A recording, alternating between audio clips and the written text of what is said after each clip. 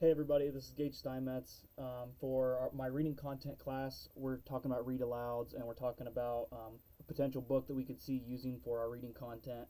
And since I'm a middle childhood education major, I chose My Side of the Mountain by Jean Craighead George.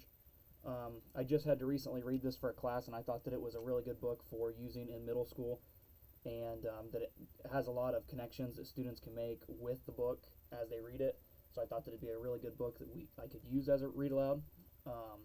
It won the John Newbery Award, which is the best book. It goes to the best author who created the best book of that year, that for American children reading. So a really important book. It's a classical novel. It was written in 1960 and is still going today and still used in classrooms today. So I think that shows that it's a really strong book.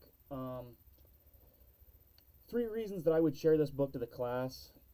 It's a classical novel that still has meaning today in today's world. So from reading the book, you'll notice that this child wants to be out in the wilderness. He wants to see the world. He wants to get away from the city life. And this was in 1960.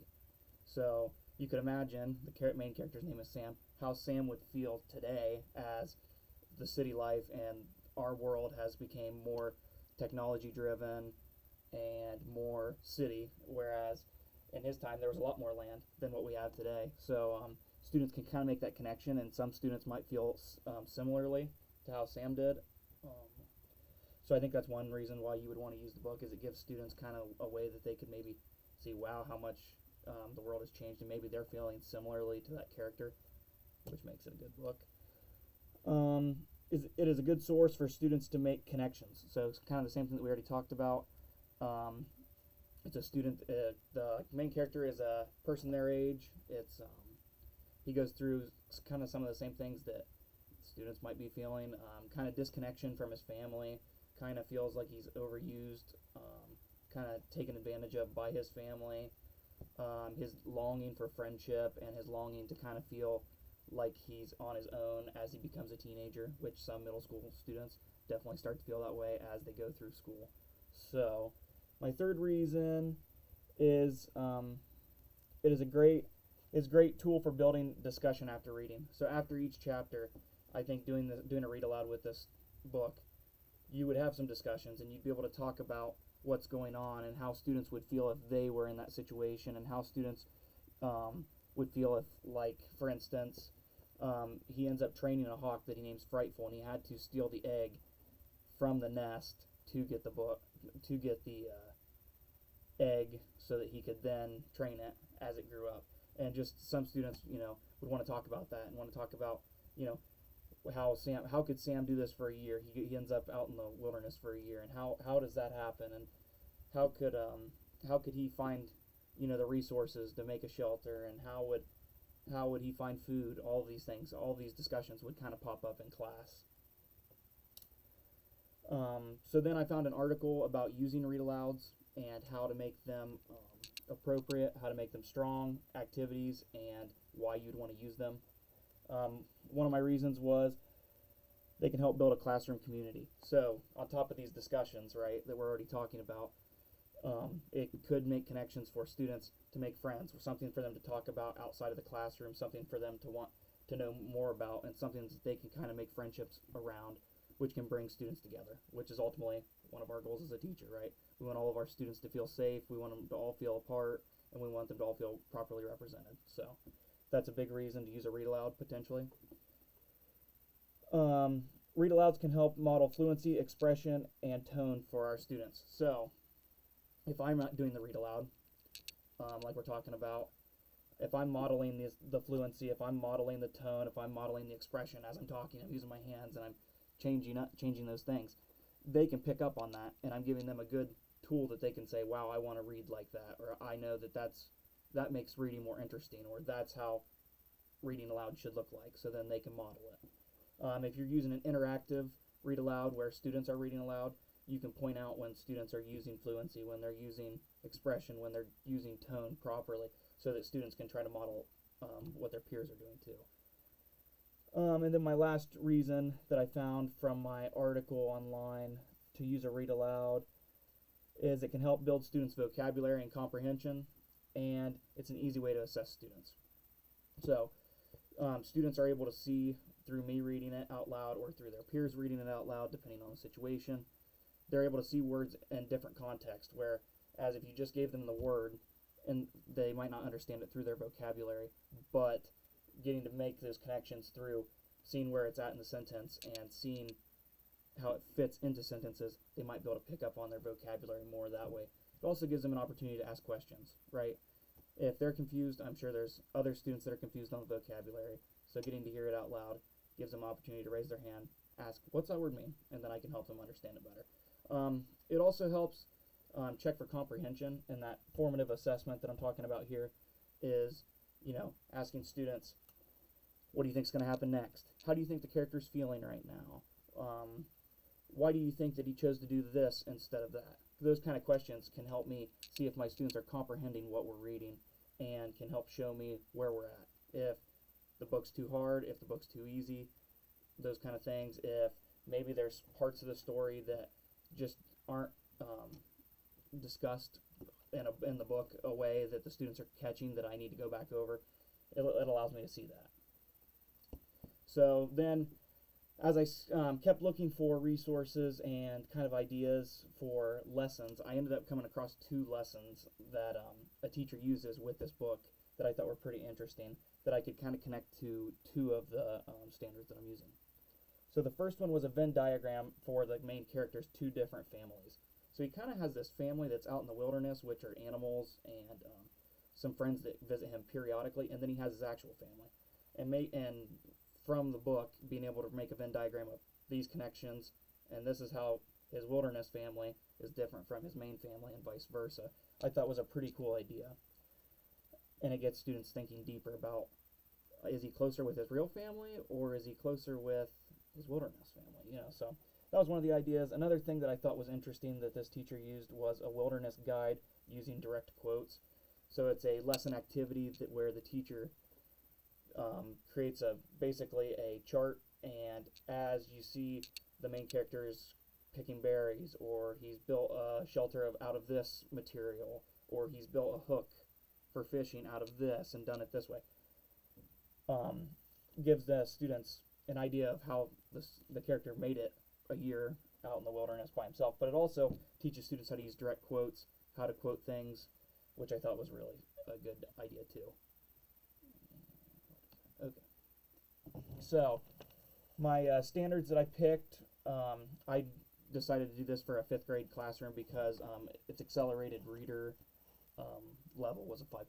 So I would think about using it in that 5th, 6th, 7th grade area, depending on my classroom and the students that I have.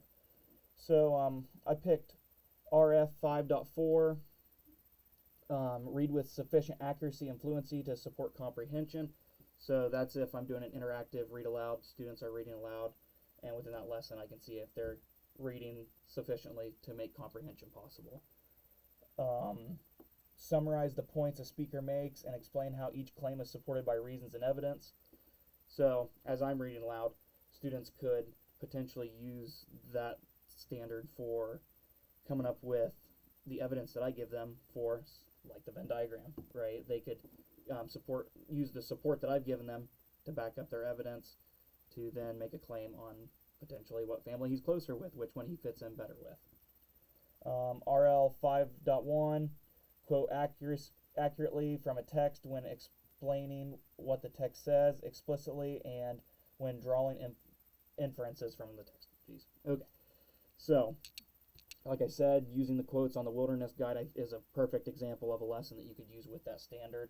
And my last standard would be describe how a narrator or speaker point of view and perspective influence how events are described.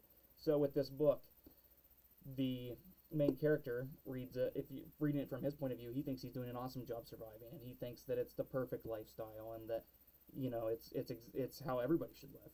But if you read it from potentially his parents' point of view, you're reading a completely different story where their child has gone missing, they don't know where he's at, they haven't found him, and that it was the worst idea that he ever had, and that they just miss him. So learning kind of how point of view could change that story is one way that I think you could use this book. So now I'm going to do my little read aloud. I'm going to read the opening part of it. It's not the first chapter, it's the author's preface. And I think this would be a great tool for getting students interested in the book and giving them kind of an idea to make connections on with the main character. So, author's preface. When I was in elementary school, I packed my suitcase and told my mother I was going to run away from home. As I envisioned it, I would live by a waterfall in the woods and catch fish on hooks made from the forks of tree limbs, as I had been taught by my father. I would walk among the wildflowers and trees, listen to the birds, read the weather report and the clouds and the wind, and stride down mountainsides, independent and free. Wisely, my mother did not try to dissuade me. She had been through this herself. She checked my bag to see if I had my toothbrush and a postcard to let her know how I was getting along, and kissed me goodbye. 40 minutes later, I was home. When my daughter Twig was in elementary school, she told me she was going to run away to the woods. I checked her backpack for her toothbrush and watched her go down to the front steps. Her shoulders squared confidently. I blew her a kiss and sat down to wait. Presently, she was back. Although wishing to run to the woods and live on our own seems to be an inherited characteristic in our family, we are not unique. Almost everyone I know has dreamed at some point of running away to a distant mountain or island, castle or sailing ship, to live there in beauty and peace. Few of us make it, however. It is one thing to wish to go, and another matter to do it. I might have been able to do what Sam Gribley does in this book. Live off the land, make a home, survive by wits and library research. For I had the knowledge. My father, who was a naturalist and scientist, taught me the plants and animals of eastern forests and showed me where the wild edible fruits and tubers grew. On weekends along the Potomac River, near Washington, D.C., where I was born and grew up, he and I boiled water and leaves and made rabbit traps. Together, we made tables and chairs out of saplings bound with the braided inner bark of the basswood tree. My brothers, two of the first falconers in the United States, helped me in training of a falcon. I had the know-how for surviving in the woods, and yet I came home. But not Sam, I said to myself when I sat down at my typewriter and began putting on paper this story, one that I had been writing in my head for many, many years. The writing came easily. Sam needed a home. I remembered a huge tree my brother had camped in on an island in the Potomac River. A tree would be Sam's home, and I knew how he would survive when foraging became tough.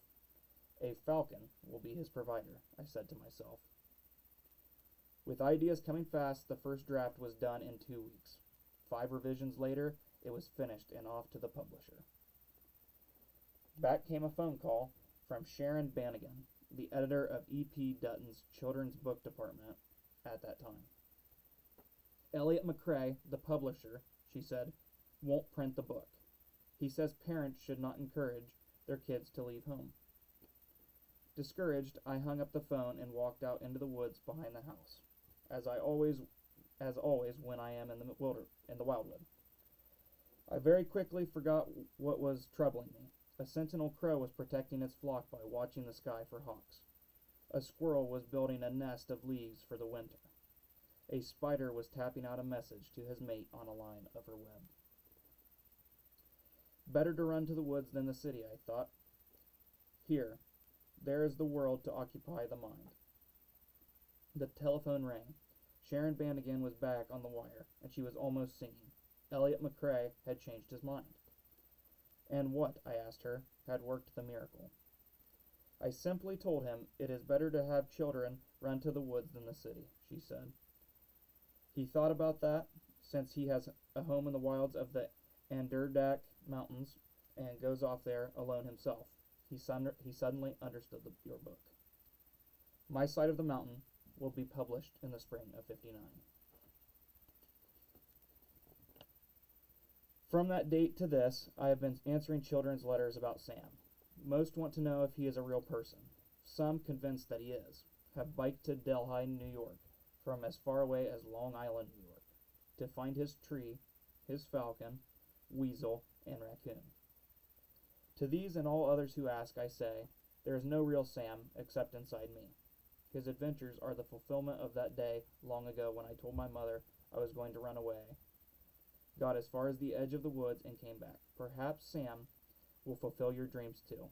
But you, writer or reader, it is very pleasant to run away in a book.